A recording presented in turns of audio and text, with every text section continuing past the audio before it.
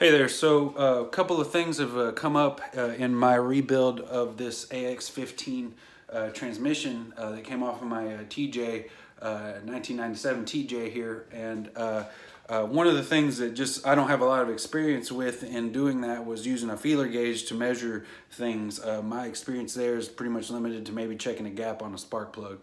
So in tackling this, watching some of the videos, I get the concept. You're supposed to measure between two pieces what the tolerance is, but they don't really describe very well what you're looking for. And so my initial thoughts there were it's, like a snug fit on whichever one of these or combination of these it is, and that's the gap, sort of like checking a spark plug. But that's not the case. For using these, they're supposed to be well oiled apparently, and to get the right tolerance, you're more, it's in the name, it's a feel. There's a certain feel, and that's how you know what that gap is. And the way it was described is basically about the amount of resistance it would feel like to pull a plain sheet of paper between two standard size magazine sort of thing. So, just a slight sort of resistance to your pull, and anything, requiring any kind of force or any kind of real forcing in and out to get the feel for there would be out of it would fit, but it's not the gap.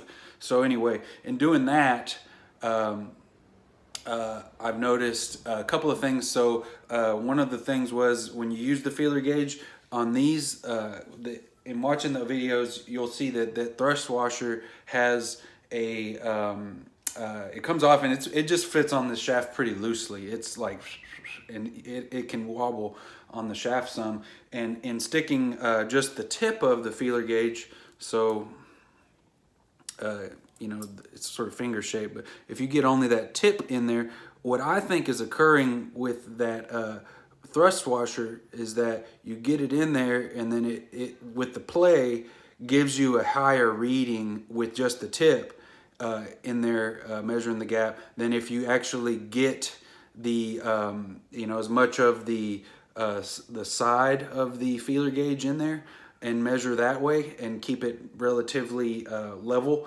across the shaft while you do that. And so what I measured there, mine was in spec. The way I think you do it, and I'll film this here in a second, is not just sticking the tip in there and measuring that way, but is to sort of start it that way, get it over across as wide as section as you can, and then look for that feel that way, and then that's what your tolerance is there. For the fifth gear on the 97, at least, I have the actual manual. That's at a max of 19 thousandths, and I'm like right there on mine. And the symptoms of my transmission's issue were it would go into gear just fine in fifth. I was starting to have, an easier time grinding if you weren't staying quite to the gear shift pattern. If you weren't sticking like perfectly to that, it just had been grinding a lot easier then, and I think that and it would pop out of gear on all the fifth, third, and first. That had kind of progressively started occurring towards the time when I just said finally it's time to do something about this, because this transmission is just not doing what it's supposed to do. So anyway, I'll film this so you kind of see a little bit what I'm talking about. If I'm correct, and that's actually what you should be testing there, that I think would be a little helpful to folks. It doesn't seem like there's a lot of people that are having the same issue. I read through some of the comments on some of the big videos, like the Rowdy's video, and I forget the other guy. They're both great videos, but this piece of the rebuild is still, just at least to me, not having experience with a lot of tolerance measuring for things. Just the sort of jobs I've done in my auto repair experience is just not included needing to be that precise on anything. I've done basic stuff, or even some, I've done, clutches and things like that, but nothing where the gap's really that important for most of that. So let me go ahead and film that so you see, I guess, what I'm talking about. And so I guess some people can comment and say whether or not I'm right or not. If I'm making a mistake here, please let me know, because I don't want to throw this gear back on here. The book says that you're just supposed to replace the 5th gear if this is out of spec, and so if it is, I'd like to know, but I think I've been thinking about this a couple days now. I've been sort of pausing just so I make sure that I do this correctly, but I think that it's the side of the blade test is really what you want, and then based on the other things I've learned, it is a feel test. It's not really whether or not it fits in there at all like it would be with a spark plug gap. So let me go ahead and film that. So hope you can see that. That's the thrust washer there. I've got a light on it, so it's really glistening off of the part there closest to the gear, and that's what we're measuring. And so I'll just go ahead and measure where mine sort of measured out at it. I believe 18 thousandths of an inch.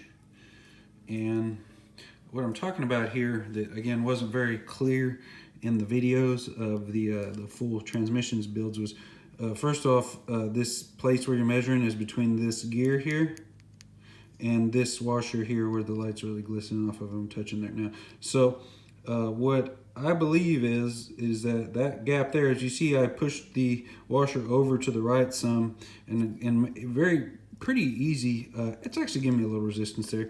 I have a pretty easy time measuring the gap there. But what I think is when you measure it in that way with just the tip of the blade, that there's an additional little bit of tolerance added there because you're cocking the washer over somewhat.